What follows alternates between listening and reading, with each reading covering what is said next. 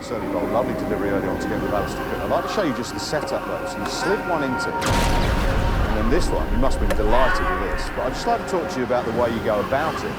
The mindset, and also, if I just freeze it there, the different grips that you've got, just to get the seam going down like that, which is the slider into them, and roll it on a bit quicker, and then a bit more sort of overspin. If I give you that ball, for a youngster, what's the difference between the wrist position and where it's coming off the fingers to do those two different deliveries? I think it's more about how you cock the wrist before you deliver the ball. So I've got a couple of ways in which I cock my wrist. One is this, where it's a little more straighter. I try and just go underneath the ball and just try and undercut it. And the next one is probably where I cock it like this.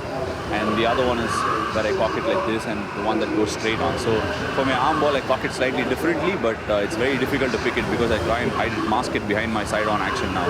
I've been working on my action for quite a bit now to try and make it as simple as possible and try and make sure that I'm masking my deliveries really well when I cock it, because cocking is where you get a lot of revs out of it. When you cock it like this, you can get a bit of top spin on it. The one that I got cooked with was not really a top spinner, but it was more like where I cocked it a little bit and just went over it with my index finger to try and get a bit of dip on it. It actually dipped at the right time, so it could just hold its line a little bit. So just for a youngster, if you're trying to bowl a big spinner, a normal off break, what finger is the ball coming off? Which is the one that's imparting the power and the spin? No, for me it's more about, everybody's different. A lot of people actually say the index finger works a lot. For me, the more my ball sits on the middle finger, the longer it sits, I'm able to impart more revs on the ball with my index finger, so I try and grip it as deep as possible. This is not an ideal grip where you see the corner of my middle finger is somewhere here. Yeah. It's a little too low for some. Some will probably say that's not the ideal grip.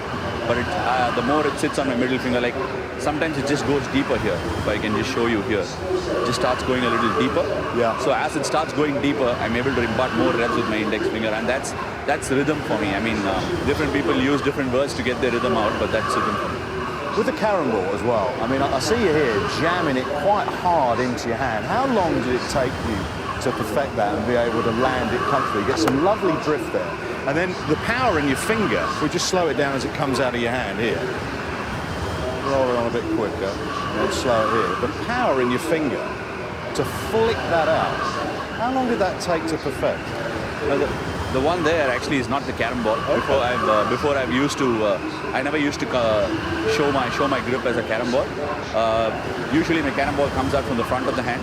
Now I've developed the one that goes underneath, more of a back flipper, which gives me the drift away from the left-hander and into the right-hander. And I also go underneath the seam a little bit for it to straighten at times. If the wicket is aiding a little bit of turn, I think that ball will be lethal in the second innings, because I perfected that over the last 24 months to try and get the ball to in drift.